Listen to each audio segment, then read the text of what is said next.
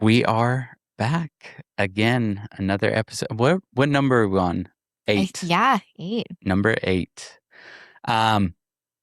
Jamie, always good to see you. And just for our listeners that had listened to the end of the last episode, we had pitched the fact that Corey Furman with Boone Drug was coming. He still is coming on the podcast, but he was under the weather when we had planned to have him on. So we're rescheduling him.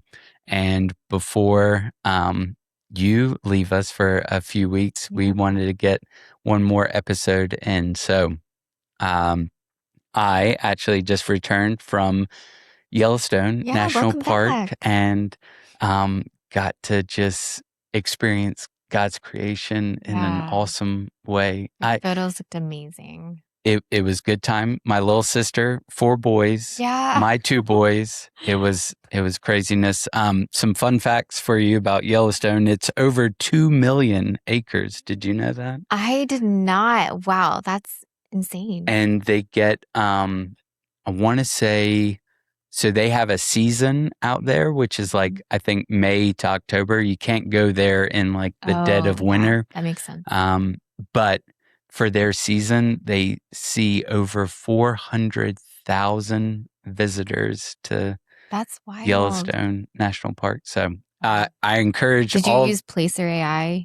No. I'm kidding. I actually had this really cool app, and I don't know the name of it, so I'll get it and put it in the show notes. Okay. But there's an app that not only Yellowstone, but a ton of other national parks, or they have one even for the Blue Ridge Parkway where there's a narrator who guides you along and tells you all these fun facts and cool things. And anyways, awesome.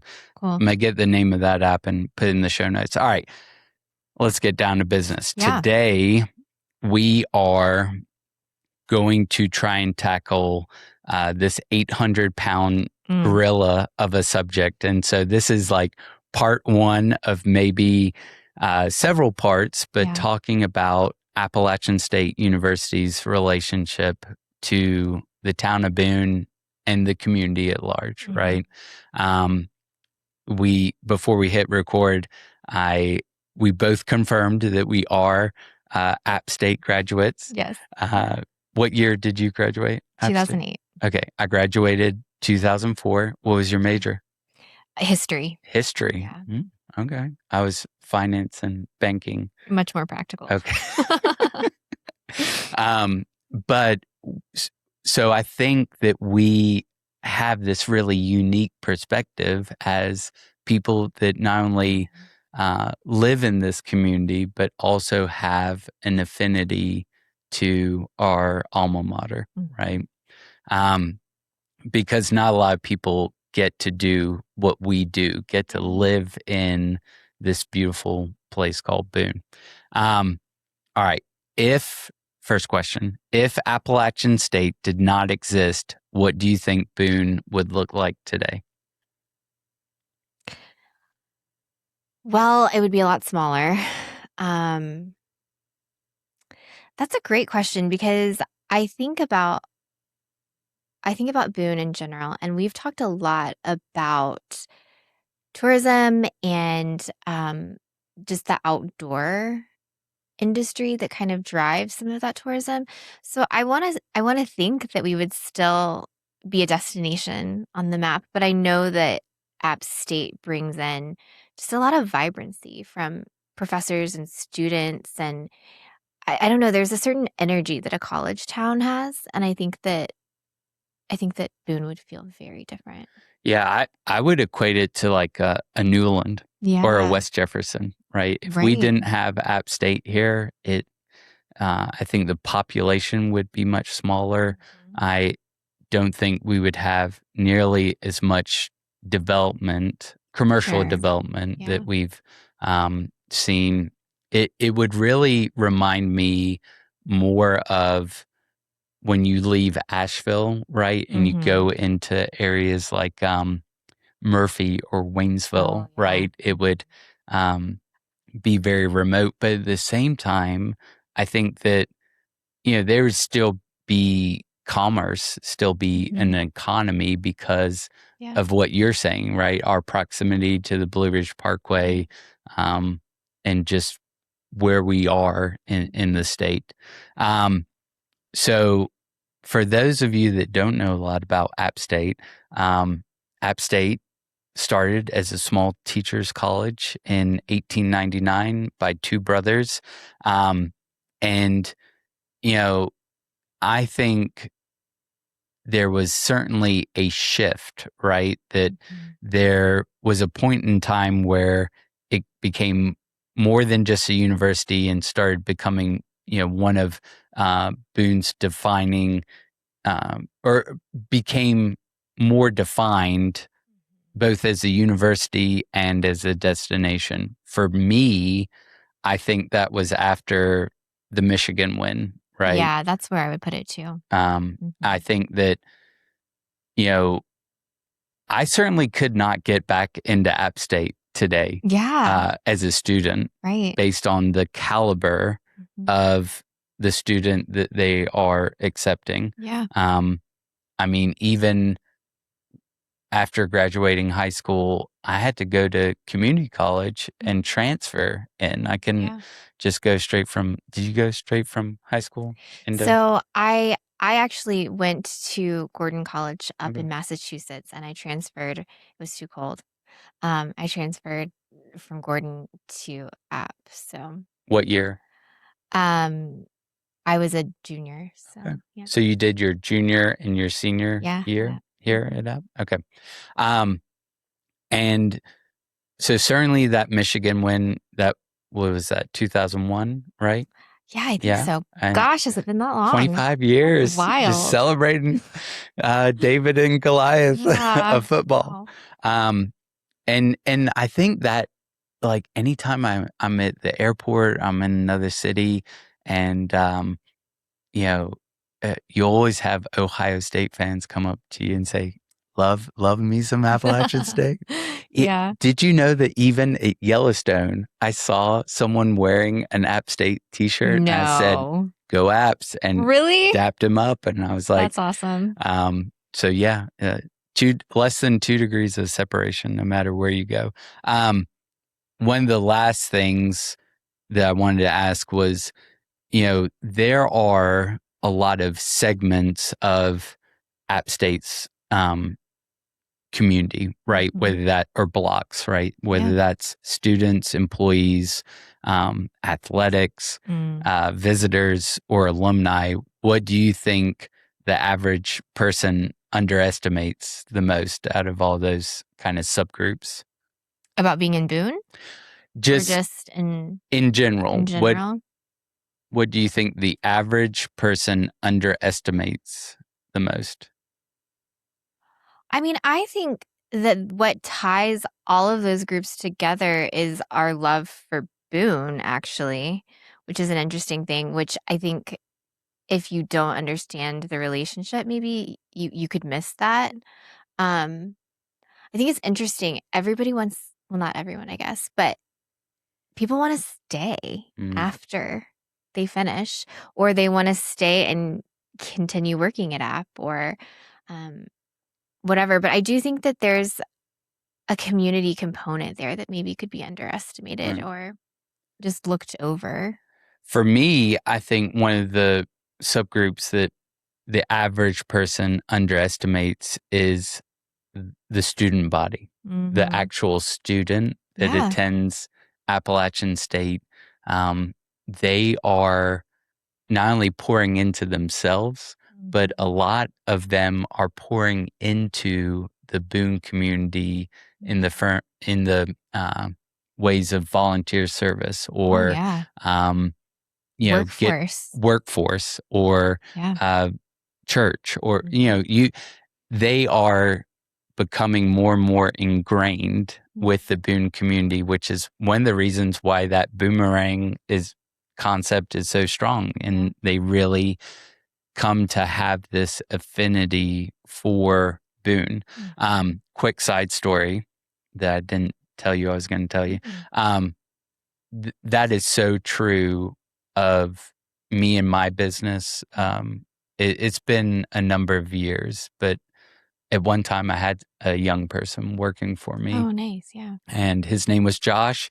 So Josh, if you're listening to this, I'm going to tell your story, even though you didn't ask, or I didn't ask.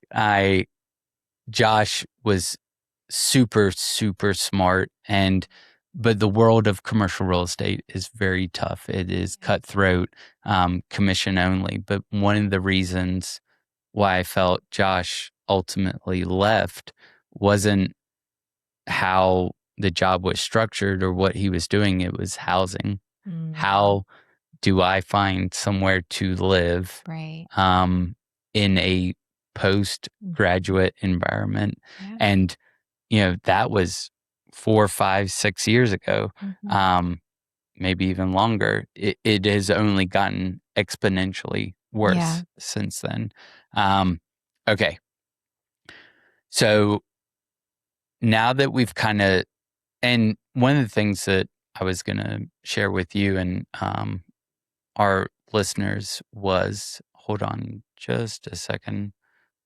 I had some, did you know that App State has a page dedicated solely to fast facts? So if you want to know, enrollment for the university in the fall of 2025 was 21,798. Okay. Out of that, 19,732 are undergraduate, and that's both App State's campus, Hickory campus, and online. Okay. And then about 2,066 are graduate students. So those That's a two smaller numbers, number than I would have guessed. Yeah. That There were 3,993 first-year students.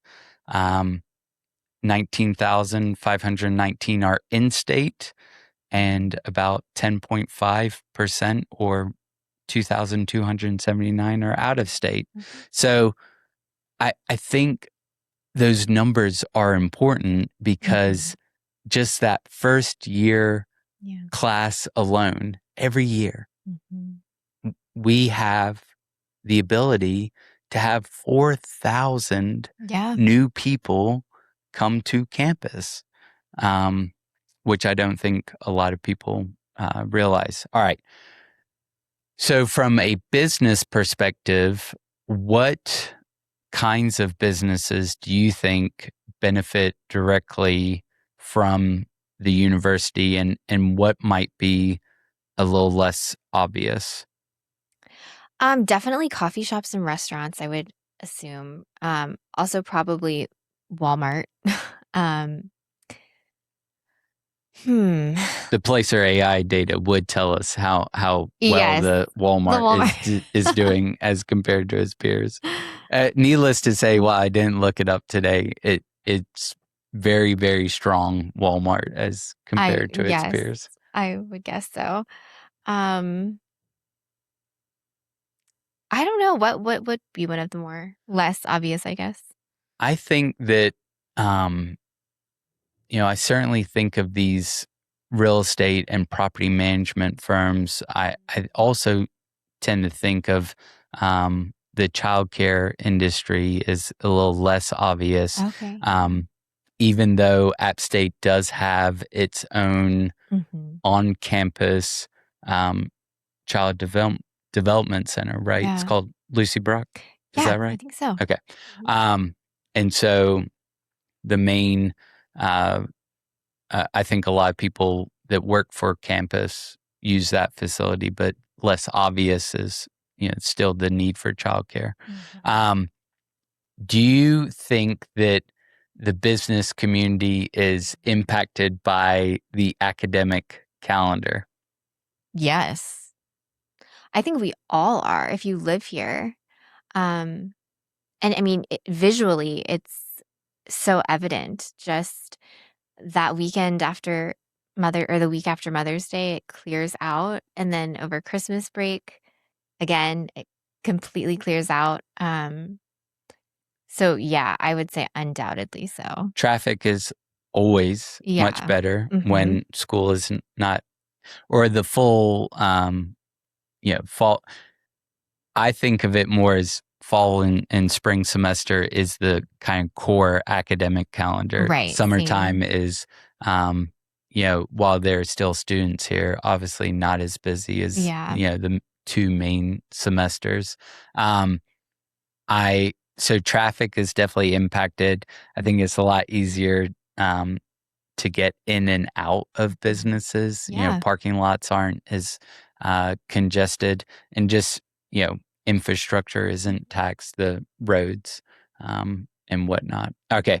I also agree with you. It is very, I think the business community is very attuned to when students are here and when they are not. Yeah. But the good news is that when they're not here, I think that's where the tourism side comes into play. And I'll say we went on Saturday, we spent the day outside hiking, trail running, and it was wonderful. And then we ate a very late dinner downtown, and it was so packed, even at like 8 o'clock on Saturday night.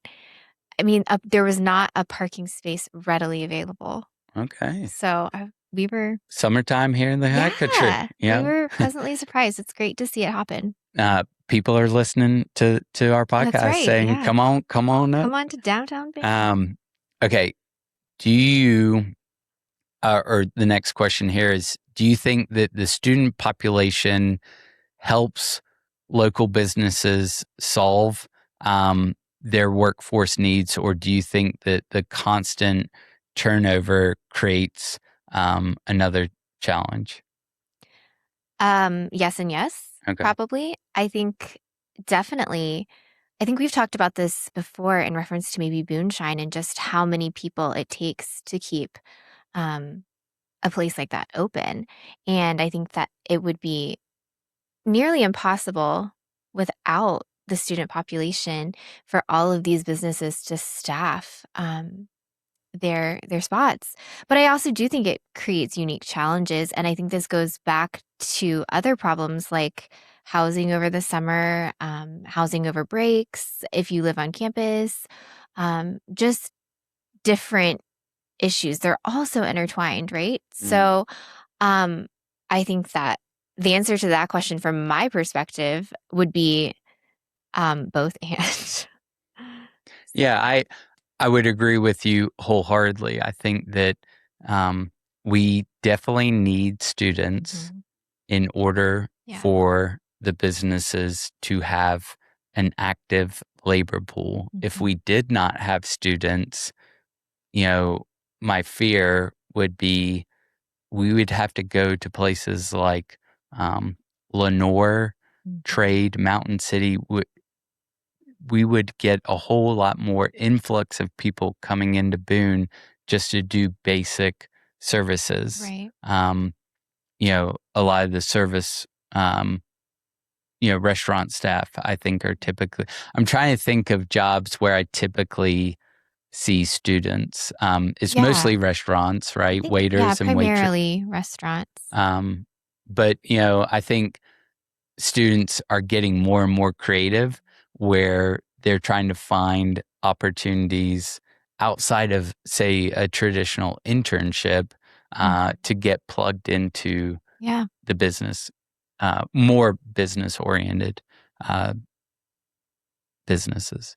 All right, last question here. And I really like this one, and I'll jump off on the answer. Are we doing enough to convert App State students' faculty expertise and research into local businesses, entrepreneurs, and year-round professional jobs?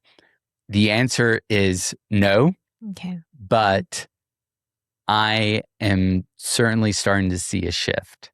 I think there is more and more importance being placed on the research side of our university. Yeah.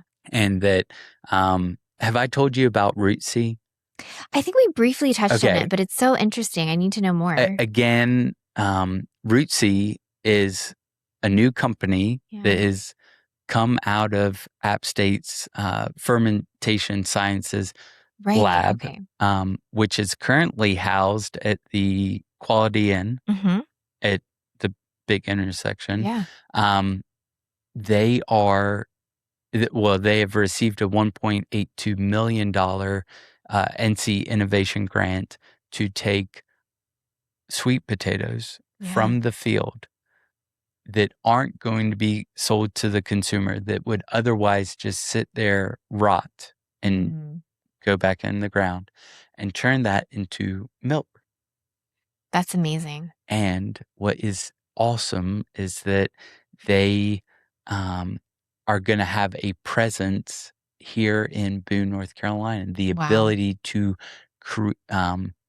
more than just like, when people think of startups, Jamie, they think of like solo entrepreneurs or Mm-hmm. a group of half a dozen people. Yeah. This has the opportunity to create a company where there are 100 jobs Right. and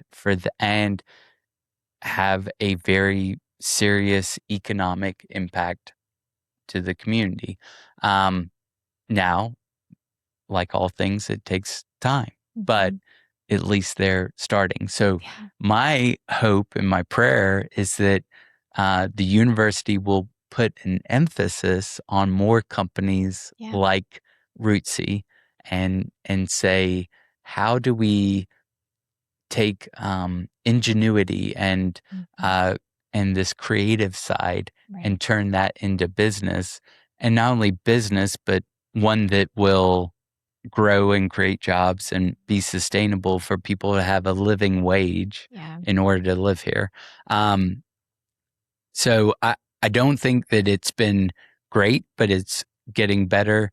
What are your thoughts? I haven't really kept a pulse on it, which might indicate that it's not great because I've been here for a while and I just haven't heard a lot about it. But it could also just mean that I'm not in the know. But hearing that story of Rootsy and the innovation that's happening there, and the jobs that it could bring, I think it's really exciting. And I think that as community members and residents, we should all be behind that kind of Yeah. thing. So, And the other thing is that I don't think a lot of people know that historically we have been very entrepreneurial, yeah. right? The university does have what's called the Center for Entrepreneurship. It's part of the College of Business. Oh, cool. Yeah. And there was a shift, I'd say in the last 10, 15 Yeah. years, to where there's more emphasis on people who want to start their own business, That's right? awesome. Yeah. So uh, kudos to App State. Keep generating Yeah. little entrepreneurs because, you never know where the next Right. $1 million, multi-million Yeah. idea is going to come from. Okay. One of the big attractions to Boone Mhm. that involves App State, as you can imagine, is football season. No way. You don't say. And it certainly changed after that Michigan win. Yeah. How has App State athletics, in your opinion, especially football, changed Boone's visibility and its identity outside the region?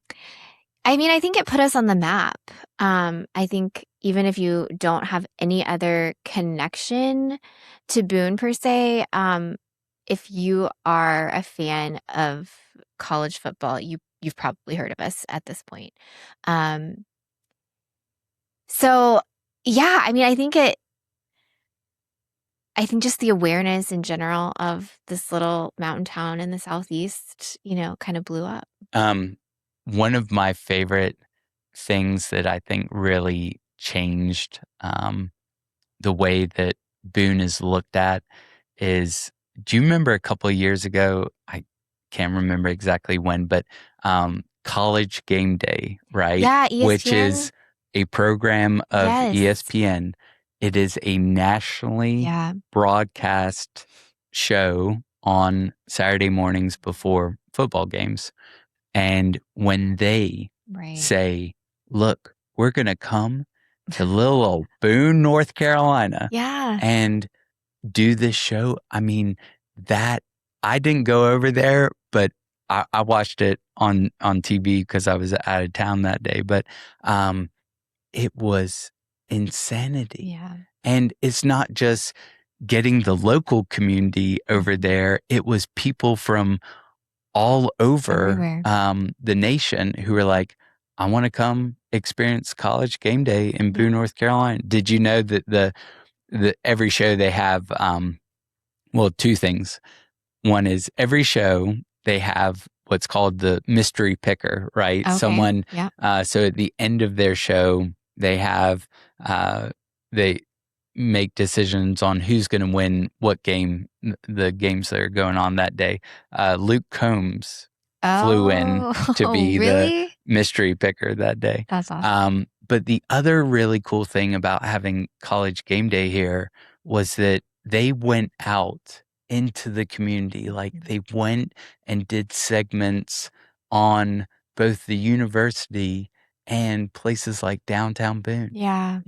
and just showcasing to a national audience how awesome Boone is. Yeah. And the university cannot write a check for the size of blessing that they Mm-hmm. got in return Yeah. for that kind of exposure. So, not all things with athletics are bad. Yeah. I I certainly agree with you. I think again, I always like to tell you that no matter where I go, I try to wear some form of App State gear. Yeah. It always starts an easy conversation. Oh, you went to App Yeah. State? What year? Where did you live? And but I think that also from a state perspective, Jamie, I think that we are, and I'm not saying this because I'm an alum or a business owner. Mm-hmm. I'm saying this because I truly believe that on a state level, as compared to our peer institutions, App State is ranked one of the best. Yeah. If you have the ability to attend Appalachian State University, you are in for an incredible adventure, Yeah. For and sure. one that certainly has more rewards Mm-hmm. than pain. Yeah. The next question is, what happens economically during a major football weekend, graduation, move in, or large campus event? I'll take this first. Any of those four things is mass chaos. Yeah. A huge influx of people, Yes. and they all have to stay somewhere. So, hotel rates historically in Boone, Yep. especially on game day or graduation, are astronomically high. That's just the way that hotel economics works. But again, our restaurants, our breweries are making, a core segment of their annual income in those weekends. And I think that someone who comes up here for game day is not just coming up for the game anymore. They're making it more of a weekend experience. Right. What do you think? Yeah. I would totally agree. I mean, I think it's funny because as someone who lives here full time, sometimes I'll forget that it's a game day and I'll be like, "Oh, I'm just gonna run downtown." And then I start getting into town a little ways and I'm like, what is going on? And then you see everybody in their gear and you're like, oh my gosh, how could I forget?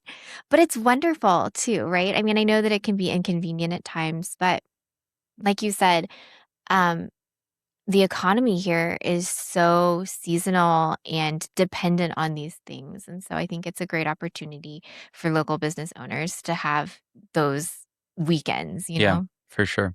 I just don't think that. Uh, I guess the better way to put this is I think that there is an expectation Mm-hmm. when these businesses are planning, Yeah. annual income. Um, for example, there was I can't remember. I think it was Hurricane Helene. Mhm. When it came through, we had a football game Yeah. canceled, Oh, yeah. and I mean, beyond the devastation of Yeah. the storm, you know, that combined with losing a football weekend, Right. um, was not helpful. That the timing of that storm during football Oh, season yeah. was, only made things worse. Yeah. So, all right, switching gears to obviously what our show is all about, which is commercial real estate. Yeah. Um, from a commercial real estate perspective, how has App State shaped where certain businesses are, or or certain types of real estate? Mhm. Those could be apartments or retail or restaurants, or redevelopment. Mhm. Um, I'll just jump off and say that obviously Appalachian State University's growth Mhm. has um, required an influx of student housing Yeah. and apartments. And just like any student housing developer, they want to be as close to campus as Mhm. possible. Yeah. I think I read in the Fast Facts. Hold on a second. I'll pull this up. They actually said how big. Okay, did you know that campus is 1,200 acres, and they have developed 375 of that, and it contains 30 academic buildings and a 213,000 square foot library. There are 18 residence halls that house about 6,200 students, 10 on-campus dining facilities, and 11 recreational and athletic facilities. The reason I Wow. bring that up Yeah. is I don't think that most people understand that, yes, Mhm. App State has a huge chunk of land Yeah. here, but it's also holding the world up. Right. It's topography. It's limited in the ways that it can be developed. I think a lot of people don't understand how uh, projects on campus get funded. They get Right. funded through state government, right? Mhm. So even the building out here at Rayleigh Hall, the Yeah. expansion of the business school, that is funded primarily by the state through the allocation that App State gets. So, um, I don't think it's fair for community members to say, "Oh, well, why didn't they just build more on campus?" Yeah. If they could and they could afford to, I'm sure they would. Right. But they are limited in the same ways that the private sector is. Mhm. Um, as to other forms of commercial real estate, I think that yes, um, certainly retail and restaurants. w- I don't know if we would have those same retailers or concepts if we didn't have App State. Mhm. Um, and again, going back to our retail episode, I personally think that we have a good mix of both national retailers and mom and pop Yeah. small businesses. Um, Let me get back to the question here so I can repeat it. From a commercial real estate perspective, how do Mhm. you think the university has shaped the location and or design of commercial real estate projects? I mean, I think very similarly along the same lines as you. I mean, I think that, like you said, student housing is going to be either, well, I guess the desire is to either have it be walkable to campus or be as close to a bus line, and a bus stop. And then all of the things that follow housing are going to come in along there, right? Restaurants, coffee shops,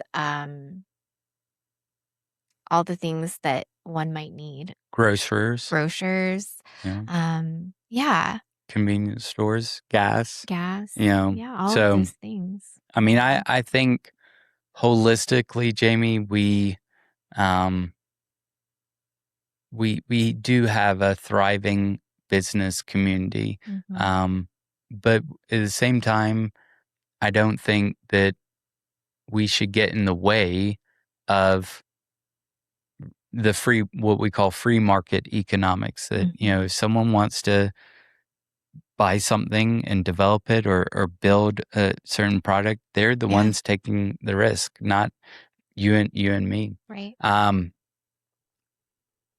Student housing is certainly the hot topic. Mhm. And even as we record today, Yeah. I was telling you that um, there's a developer called Landmark, the same developer who did the standard at Boone, Yeah. that's doing a project called The Retreat, that big housing project out in Outside. Deep Yep. Gap. That same developer wants to create another project in town Mhm. called The Walk at Boone. And this has this, along with many other student housing projects, has really created a rub. Um, do it in talking to folks within our community. It's hard because obviously we want more housing. We Mhm. don't necessarily want more student housing, Right. but there is what we call trickle down, right? That if you flood the market with supply, um, most people will go to the shiny new New, thing, right? and then that creates more opportunities as it trickles down. The problem is that rent is at an all-time high. Well, the way that you cure high rent is by flooding the market with supply. So Mhm. really, in my opinion, what we need to do is be building more housing. Mhm. The part where um, I am a little up in arms, or not necessarily up in arms, but discouraged, is that we're still not meeting that workforce housing component, that what we Yeah. call the missing middle. Mhm. Um, do you think that? Um, what are your thoughts on student housing in general as a layperson? I think that from my from my point of view, it it's complicated because I think the temptation is to oversimplify these issues and just take a hardline stance on one side or the other. And I think that that's really not helpful in the end because yeah, there's a great need for what you just helpfully called the missing middle. And I think as um Boone, Watauga County residents, we feel that a little bit more acutely than we do the student housing pinch because that does not feel like something that directly affects our day to day, but it does affect the missing middle housing pinch. We feel that and we see that with our friends, our family, ourselves, even, and so that feels more urgent, I think, but I think when you look at the bigger picture, if you don't have housing for students and then they can't come, right? And if they can't come and App starts, losing its student population, and you look at that bigger picture of what App brings to our community and even like what entrepreneurs are we not getting because there's no housing for them anymore, or and that's kind of like a doom and gloom, like worst case scenario kind of look. But I think it's important to see and hear all of the needs and to just take a little bit more of a nuanced view and a step back before we make these snap judgments. And I mean, I know I'm guilty of this myself, but a lot of times we love to comment on things that we don't fully understand. And so, I mean, I think one of our hopes with this podcast is that we can bring some of that education and we can learn from your expertise. I love how you said, use the word complicated. Student housing is one of the most complicated issues that our community is facing. And it goes back to the reality that, yes, we are in a housing crisis. I was telling someone before I came to the studio today that, you know, what I would love to see more than anything is a 3 track home developers. So track home development is like David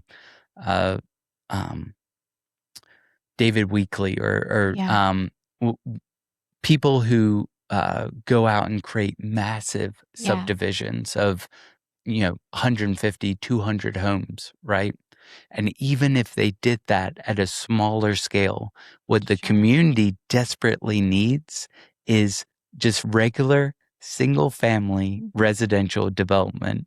And one of the reasons why I think that it's so difficult for that to happen is the infrastructure part, right? How do you get water, sewer to these homes? In the conversation that I was having with this person, they said, well, what direction would you put this tract home development? I said, personally, I think it is the east side. I think it's after where the 421s cross at the food line, and everything there between that intersection and, say, the Dollar General out in Deep Gap could be residential development if infrastructure was extended in that direction, right? Because right now, the infrastructure ends at the food line, right? There's a Town of Boone water sewer line.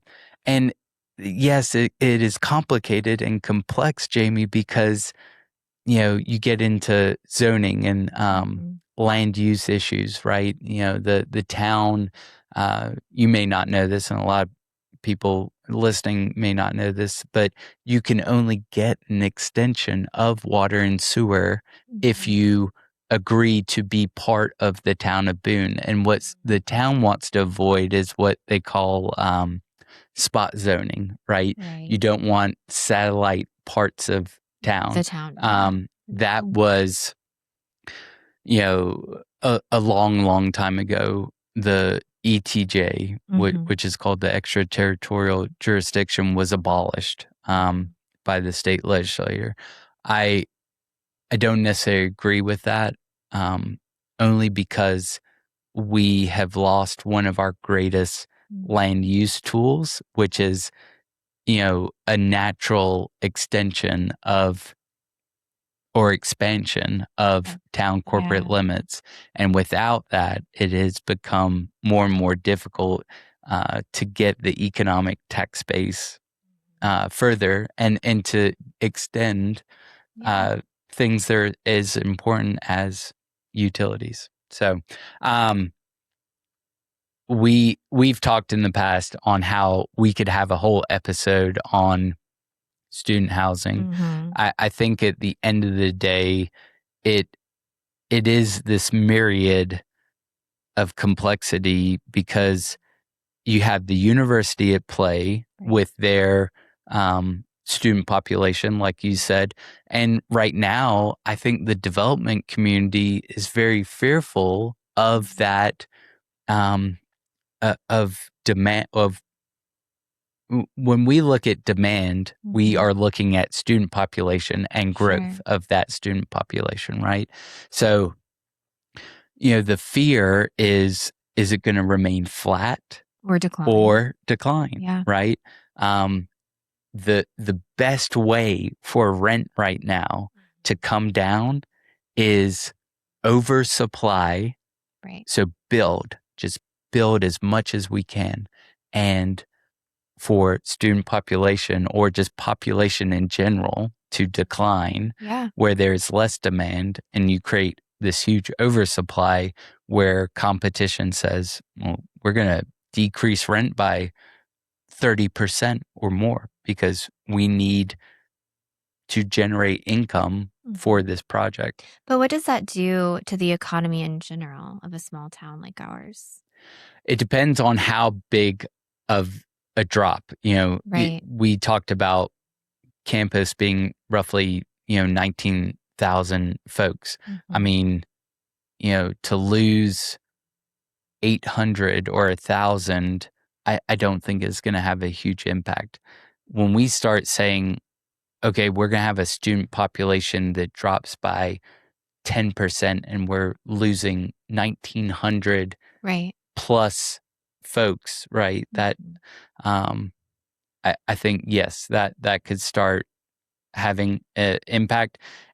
And for me personally, I think that the reaction is just getting it more what we call going towards equilibrium, right? Sure. A balance. We wouldn't see if there was a drop in student population, I don't think it would be all doom and gloom, Sure. right? Yeah. The apocalypse has come, every business starts shutting down. But We're all empty. what I think is important is that regardless of the university, there are still businesses that do very well and some that fail, right? Yeah. It's just the way that business cycles work, or businesses in general work. But going back to what I was saying in the beginning, it is a myriad of complexity because you have the university, right? And what are they doing? How are they growing?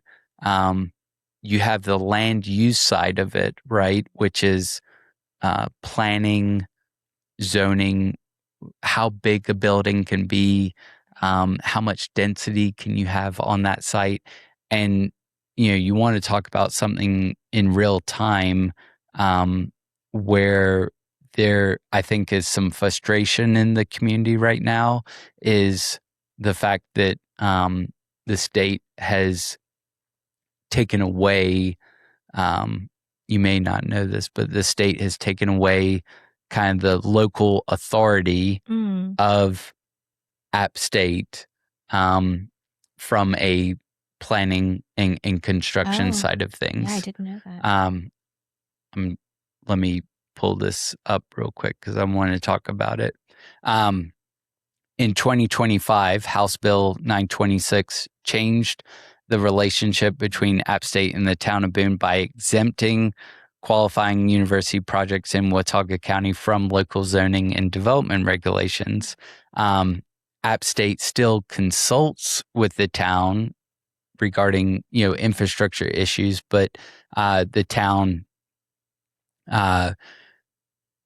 traditionally had a very detailed level of oversight and now moves into this more for your information phase. Does that make sense? Changes the relationship. Exactly. And but there also has to be, just playing devil's advocate for a second, the university doesn't need to get hung up on the minutia of town regulations. I mean, if they need to build a building and they got the funding to do that, then they should be able to go and do what they need to do. So obviously that part, it is right now, I guess, like you said, putting some strain on the relationship. I always like to think of the big three, the county, App State, and the Town of Boone. They all live in a circle. They do. And they have to learn to work together. And then you have as I was saying earlier, the development and economic side of things. So all three of them, or all three of those parts, university, what are they doing? The land use regulations and codes, and then just general economics are all fighting with each other in terms of new development. And it's hard, but in my opinion, I do see light at the end of the tunnel, right? Jamie, at the end of the day, it is better for development to occur than it to not. Sure. And the primary reason I say that is because take the project that's happening over on Greenway Road, right? Have you heard of that project? I have, yeah. In itself, and I've said this before, but I'm going to say it again for our listeners, that project alone is $100 million. Wow. And so it won't get taxed. Its assessed value won't get taxed at $100 million, but I would hope fairly close to that. So let's just say 70 or 80 million bucks, right? And so it generates this huge amount of tax revenue. And in a time where the town of Boone right now is facing some real financial struggles, you would want a developer to come and say, if you let me build my project, I'm going to be writing a $500,000 plus property tax bill. So the last thing that I wanted to talk about, which I think is important for listeners to understand, is that there's a relationship. The reason that student housing is such a problem, in my opinion, is because the private sector is picking up what the public sector can't. All right. So we talked about roughly 19,000 or so folks are on campus here. What do you think the percentage number is of that group that lives on campus?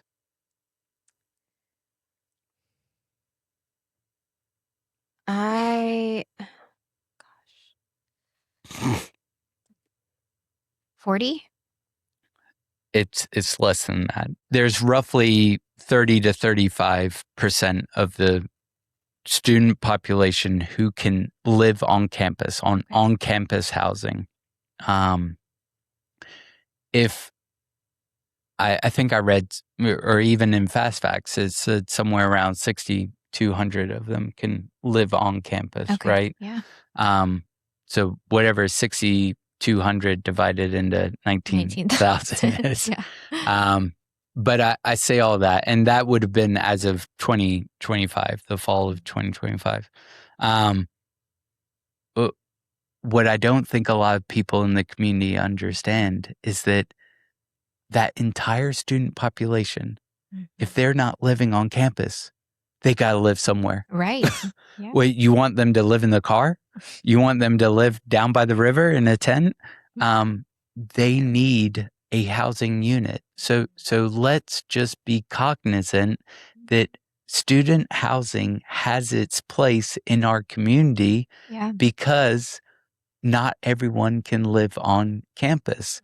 And the university is, while they have done a number of these, they call them P3, private public partnerships, right? P3 projects. The last two that you may be aware of is a faculty staff development up on where the Broyhill used to be. It's called the Innovation District. The other one before that was when they took Duck Pond and they redeveloped all that for housing. That's another P3 project. But the university, and this is where I think you and I as community members need to apply more pressure on the university, is to say, build more housing unit on your campus. Right. You know, because that's where your part of the problem is. And so, yes, they are doing 850 beds on 105. The university owns the old high school I property. did, Okay. yeah. And so part of that project is 850 beds that will come into their fold. But honestly, I think they could do more. Yeah. And should prioritize more on-campus housing to give relief to the town and the community overall. I can't remember what else I was. I mean, so yes, understanding that. I think what I was trying to explain was getting folks to understand that the student population has to live somewhere. That is why we primarily have as much student housing as we have. Okay, you want the other big rub? Yeah. Which is this next section called Growth Pressures and Shared Responsibilities. A lot of the rub between the university and more particularly the town is this conversation on infrastructure, right? You use our roads or you use our water, sewer, and that's not really all that accurate, to be quite honest with you. Did you know that ASU has its own water supply? We could sever it from everything and it can operate totally on its own because it has a reservoir out on where is their reservoir? Not Deck Hill. It's I want to say Winkler's Creek direction. That would make sense. They also are the sole owner of New River Light and Power. I did know that. Okay. Yeah. So I find it really difficult to understand the argument from folks in our community saying, well, the university is taxing all this infrastructure. Yes, they tax the road system, but, again, you'll have folks say, well, some roads are owned by the state and some roads are owned by the town. So, are they really taxing all town roads, only town roads? I just think, part of the job of you and I in having these episodes is to educate folks on our perspective and also just reality, that, so I guess the question in all this is, do you think that, Appalachian State does tax, whether that's infrastructure or, it could be emergency services. It could be parking. It could be transit. I mean, Apple Cart was created for Appalachian State University. And they provide that service to everyone. So it's not like Apple Cart says, no, only App State. Right. You don't have to show your ID to get on. Yeah. So, but what's your opinion on how this group of people correlates with local infrastructure and services? I think that it would be unfair to say that a group of 21,000 people don't tax our small town's infrastructure. But I also think it's unfair to act like they don't also contribute and give back to all of the things that we love about Boone as well. And so I think that it is so easy to come in overconfident, oversimplifying all of these issues because you're mad about something, and to just talk trash one way or the other. And I think I really think that that's kind of one of the things that's happening just culturally in our moment, um, where we kind of get in our own echo chambers a little bit. And so I think that it's so important to listen and understand, and even just the complicated nature of funding.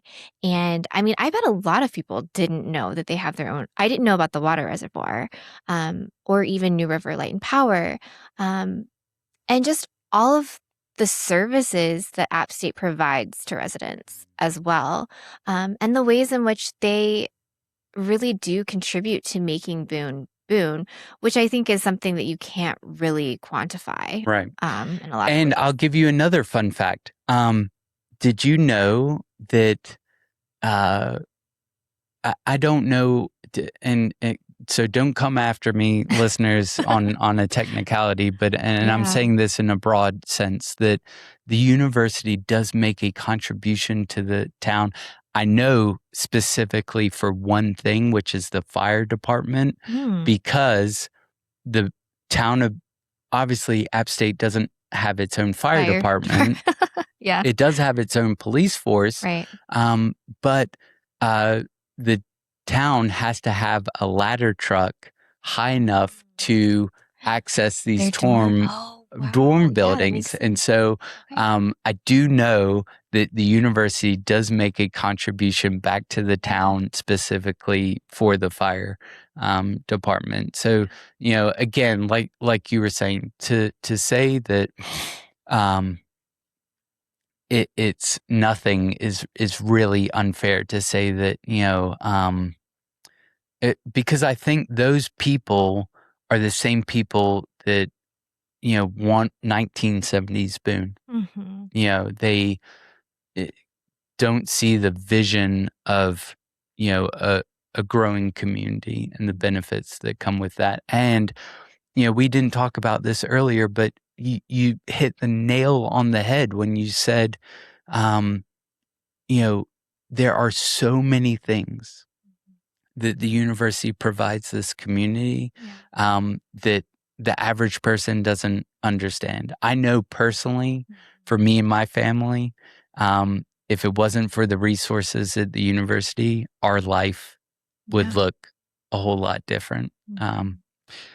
with Peter. So grateful for a number of ways that the university serves the community. The where and we may have already talked about this, but where do you think the most friction is? Is it between the university and permanent residents or local businesses? For me, I think the most friction right now is all wrapped up in housing. Mhm. Um, Yeah. it's not the fact that they are here. It's not the fact that they don't contribute. Right. It's that they are putting so much pressure on our housing stock Mhm. in ways that me as a professional, I can't even get my head wrapped Right. around Yeah. it. Um, Other than housing, do you think that there's another um, real, point of contention where there's Yeah. friction? I think another pressure point would be traffic. Okay.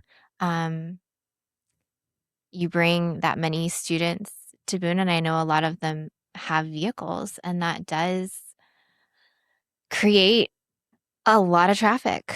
Um, and I think we've all, in a moment of frustration, accused a bad driver of being a student. Um, but yeah, I would say definitely housing, and I think that another just pressure point would be the amount of Yeah. traffic in the town. Do you know if they still require the freshmen to park at Oh, State State Farm? Farm? I don't know actually. I would Okay. assume so because I don't know where else Yeah. they would or could park, but I'm not sure. I mean, how would you feel about abolishing cars for first year? I think they would definitely help. And I think that they do at some I think I had a friend, I mean, this was years ago. Um decades, actually. I'm pretty sure at NC State you couldn't have a car on campus your freshman or your sophomore year. But again, don't quote me on that. No. A couple of things left before we try and put a bow on everything here. Do you think Boone and App State communicate and plan together as effectively as two institutions this interconnected should? My answer to that is yes. I feel that they do a good job. Could it be better? Yes. Mm-hmm. But there's always, for me personally, I think there's more change on the town's side with people and Mm-hmm. elected officials than there is on the university side. We don't see as much turnover in a chancellor as we do elected officials. Sure. Does that make sense? That does make sense. I think it's definitely improving. It has room for improvement. Do I think that they should have, weekly kumbaya? No.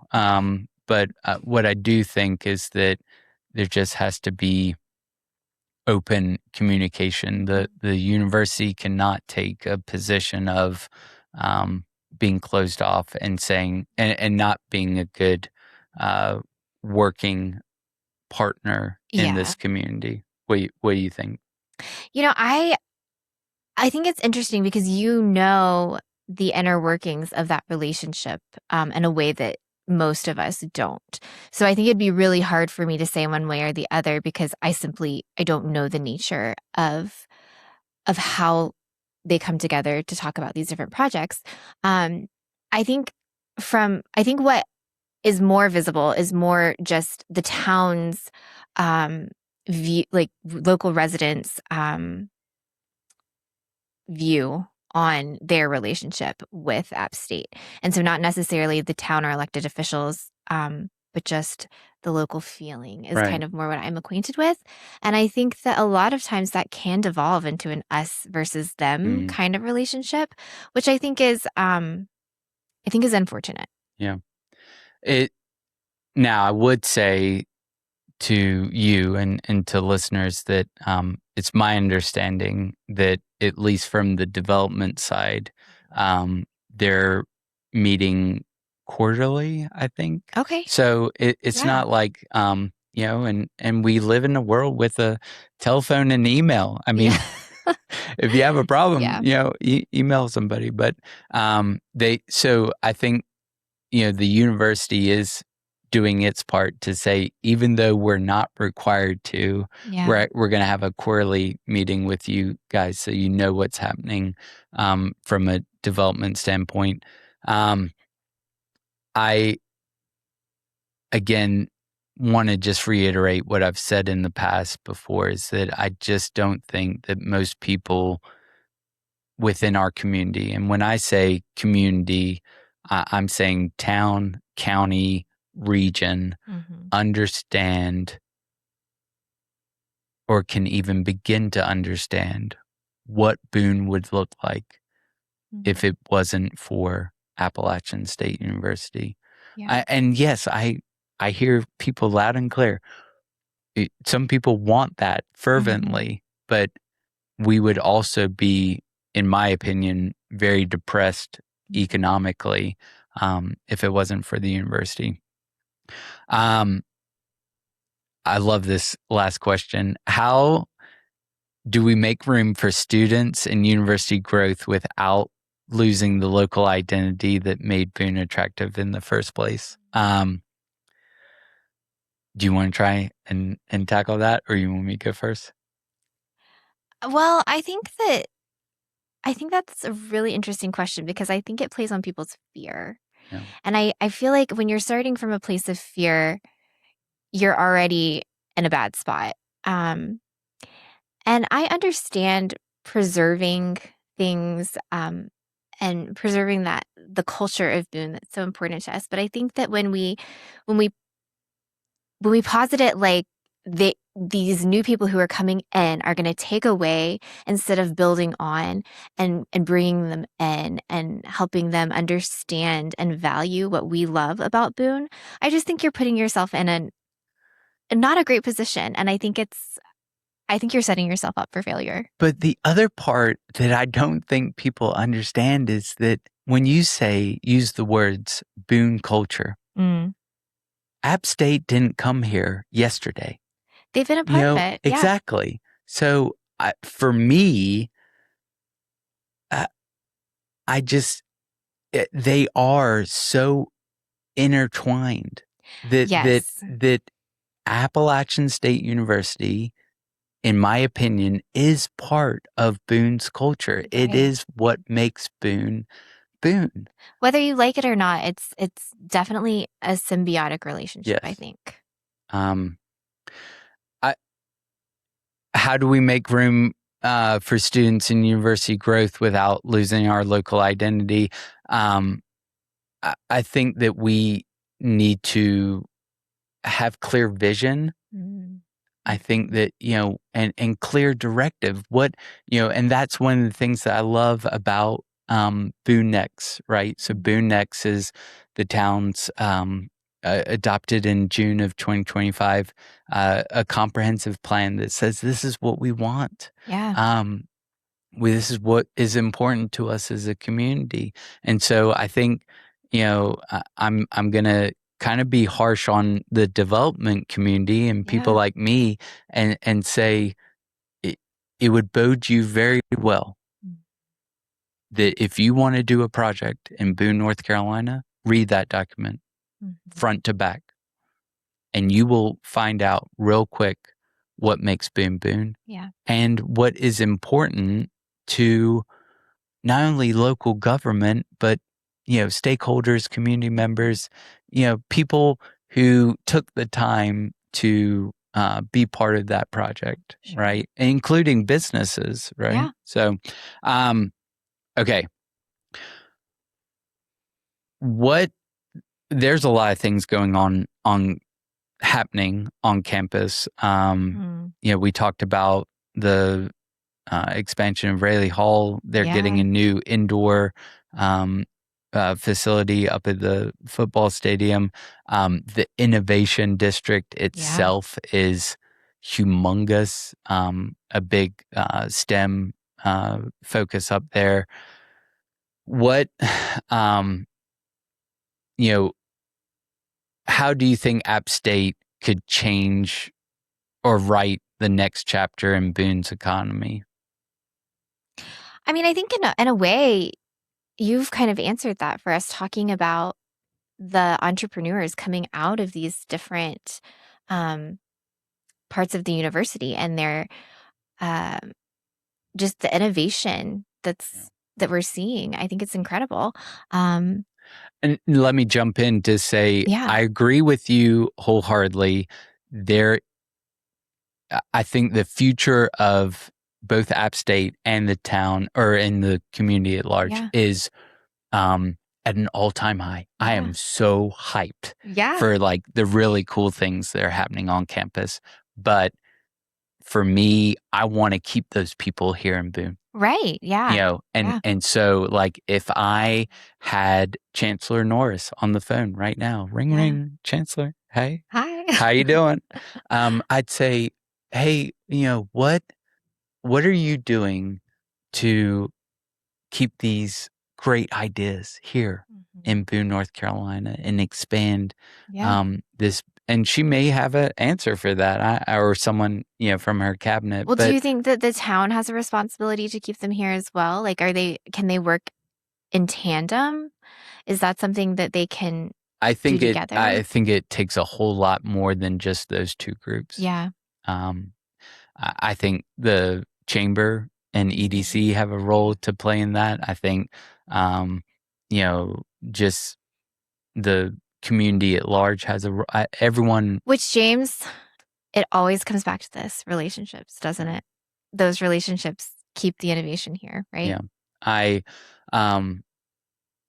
So that's kind of what I would write in App State's Yeah. next chapter is out of all the cool things that you're doing, how do we keep it all here? Right.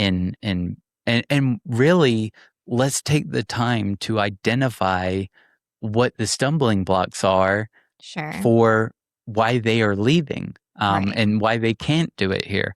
And I would say that housing and and labor are at the Yes, top of the list. absolutely. What what kind of businesses or industries could grow here if Boone made better use of App State graduates' research and institutional knowledge? So basically, the question is, Mhm. well, other than Rootsy, what could come out of this fine institution? For me, Mhm. I am real big on biotech and just technology in Yeah. general. And, is there someone at the university that can harness the power of technology? We live in a AI world. Yeah. What what if you could wave your magic wand, what business or idea do you think could come out of the university other than Rootsy? I would, and I think they're already doing this. I mean, like you mentioned, it started off as a teaching school, right? And I would just love to see continued innovation in education and child development. I think that we often overlook just the value of our teachers. They are fundamental to the next generation, right? And they are such an important part of our kids' lives, and I think we often don't give them the credit. But I'm excited to see um, what they continue to pump out in regards to just early childhood development and I education. I love that. I thought of another one only because I got a survey over the weekend that I filled out that I think ties into what App State is doing, which is called the creative Mhm. economy, Oh, right? nice. So like artists and Yeah. uh, eh, this idea that whether it's music or arts or literal drawing and paintings, this creative economy has an impact on the western part of the state. Yeah. I think they could definitely double down on that. Um, you know me, I love a visioning question. Yes. Um, and we're going to wrap up with this before we go to a lightning round. And I think this will be very different for both of us. But Okay. 10 years from now, Mm. what would a healthy and mutually beneficial relationship between both Boone, Mm. Appalachian State, and the business community look like? Wow, that's a really good question.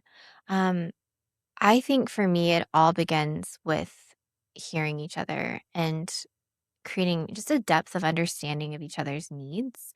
And I don't think in 10 years it'll be perfect, but I think that if we can begin to try to understand each other without um, without that selfishness of trying to jump in and talk before you've heard and understood the needs of someone else, I think that that would be a great place to start. And I think that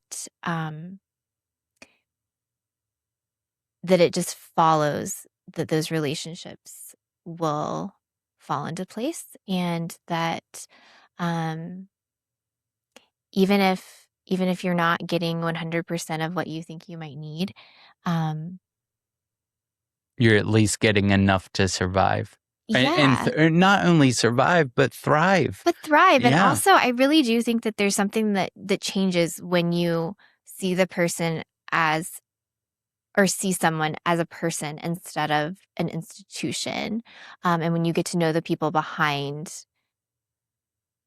whatever it Yeah. is that you have a disagreement with even. And I think that again, I think that that's not just a Boone problem. I think it is just it's a cultural issue that we're facing right now. I think it's really easy to hide behind a screen and be a keyboard warrior, or to let yourself think of someone as not a real person anymore. I'm gonna have a moment of self-reflection with you. I, I'm guilty, Yeah.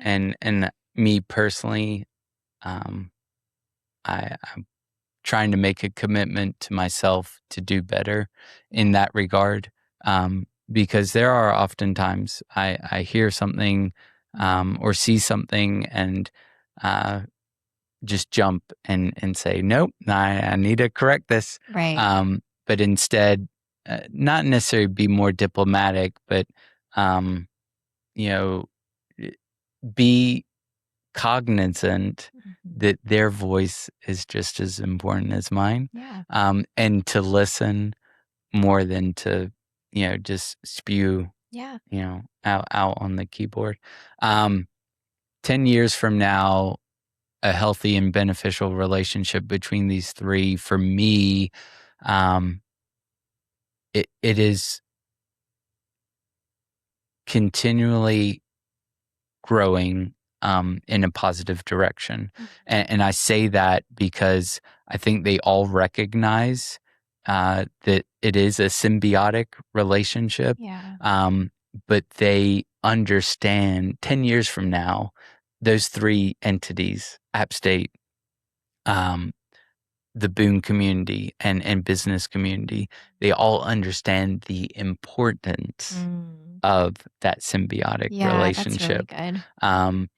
And that they can't operate without each other. That we have development and commercial real estate that is more aligned with serving everyone at the table and not just one. And that we continue to not forget about our small business community, which is so important to this economy. Yeah. Yes, App State is critically important, Jamie, but equally important is the small business community. Right. And honestly, would App State have the student population that they have now if we didn't have the business community? I think the answer is no. I mean, I think that it's easy to forget when you're on one side or the other, but we do need each other. Yeah. Man, that was a lot to unpack. And I'm sure we could circle back to about 20 things from this episode. Sure. I wrote this last section because I know you love a lightning round so much. All right. And since we're both App State grads, you go first. We're both going to do this. All right. Are you going to read them to me, or you? I'll read them to you. Okay. Yeah, let me pull them up. Sorry, my phone fell asleep here.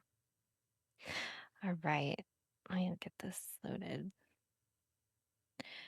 Okay. Here we go. All right. Best App State tradition. Fight songs at the football game after a touchdown. Yes. Best place to experience game day without entering the stadium. There are many. I've heard that River Street Ale House is a hoppin' place on game day if you do not enter the stadium. Okay. Summer Boone or fall Boone? Ooh. I'm a fall Boone guy. I am too. All right. One App State resource the community should use more. I really think that these clinics are an incredible resource that not a lot of people know about. I think there are a number of them are tied to the College of Health Sciences. So, that would probably be my answer. Finish this sentence. Boone would not be Boone without App State because. I just think it really is people, Mm. I think that we have, App State has created some incredible people Mm. who, have, like you were saying, have learned the importance of Boone, but have taken that piece of Boone with them. All right, Yeah. I'll run it back to you. All right, best App State tradition. I have to agree with you on the fight songs. Okay, best place. Have you ever been to a App State football game? I have. Okay, but if the best place to experience game day without entering the stadium, you would go. I mean, there's some pretty great tailgating spots outside the stadium, and if you're with the right people, it's also Okay, hopping. so you would just stay at tailgate for Yeah. the game and I mean, if I listen yeah, to it on the radio, or you get your uh, App State tent out, you okay. got your coolers. Yeah, Um, you said that you were fall on absolutely. Team Team Fall. fall for sure. One App State resource the community should use more of or be more aware of. I think there's a lot. I mean, similar to your answer, I think, and this is a very kid-centric answer because I have three girls. But there are so many things that App State offers, whether it's the community music school or like you were saying, some of the clinics, even sports camps. Actually, one of my daughters just got invited to be a ball girl for the women's basketball team. So I mean, whether it's a resource that you need or just something that gives your kids an incredible experience, I think there's a lot there that a lot of people aren't aware of. A camp, Crinkle Root is a program of Appalachian State Right. University, which is a camp designed for special needs kids that's working with education, Yeah. special ed majors. I mean, uh, I could go on for days Right. about the things that that institution does to better our Yeah. community, There's a that lot. not a lot of people know about. Boone, I know that this question is very poorly worded, but Boone would not be Boone without App State because. Boone would not be Boone without App State because I mean, honestly, this is such a cop out because you just said it, but it's the people too, for me. I mean, I think of all of the people, whether professors or staff or students that have come into our lives because of App State, and who are actually very passionate about being wonderful community members. And um, they bring a vibrancy, like I said earlier, to the town that we just wouldn't have without App State here. Yeah. And one of the things that I really don't agree with is, a lot of folks will sense that there's this rub on whether it's elected office or it's like town committees Mm. or boards of organizations, all these people who are affiliated with App State is taking away Right. from, Boone or, as a community. I'm like, part of me, it pushes back on that to say no. And the reason that I say no is because everyone has their own area of expertise, Right. Yeah. and if you got someone with a doctorate coming to Yeah. the table with that level of expertise, why would you not want it? Sure. So yes, there are naturally going to be people within our community who serve on different ways that their employer is Appalachian State University. But Yeah. instead of being negative Nancy on it, why don't you embrace it and understand that their level of expertise is probably much higher than yours. Yeah, I totally agree. I mean, let's look at these incredible people as assets and resources, um, and fellow members of our community. Yeah. Um, I wrote this closing statement here, and I think I'll end with this. It is, and before I read it, I just wanted to say to you and to our listeners that it is it's not that it's a power struggle. Mm. It's just a very special relationship. Yeah. And with any relationship, it takes an investment of time and resources. Yeah. And each side has limitations on both. So, For sure. I wrote this as our closer for today. App State and Boone are not two separate communities that happen to share a location. Their economies, identities, and futures are intertwined. The real question is not whether the university has an impact. It clearly does. The question is how Boone, App State, and the business community can manage that impact so that growth creates opportunity without eroding the qualities that make this community special. That's really good. And, you know, I don't see a time in, 5 generations from now. So I'm talking about, my kids, great grandchildren that ASU would lead, or sorry, I, I sometimes slip up and still say ASU. It is the politically correct thing to say App State or Appalachian State, but in my opinion, Appalachian State will always be part of this community. Could you imagine as an alum, could you imagine if App State was not in Boone, North Carolina? No, I really can't. And I Yeah. think it would be really, really sad. For a lot of people, Yeah. one of the other things that I just want to quickly mention is alums is,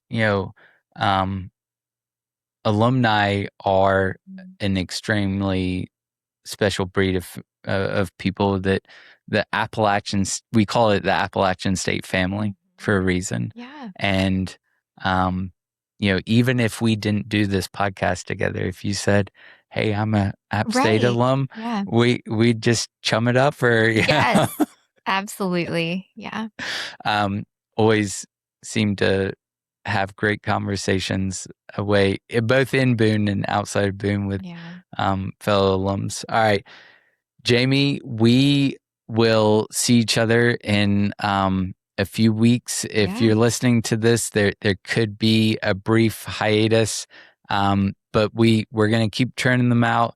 Yeah, we'll be back. We are on Instagram officially. Going to keep pushing more stuff out there. So give us a like, follow, share, whether it's there or Apple Podcasts or Spotify. Grateful for you. Yeah, and thanks, James. we'll talk soon.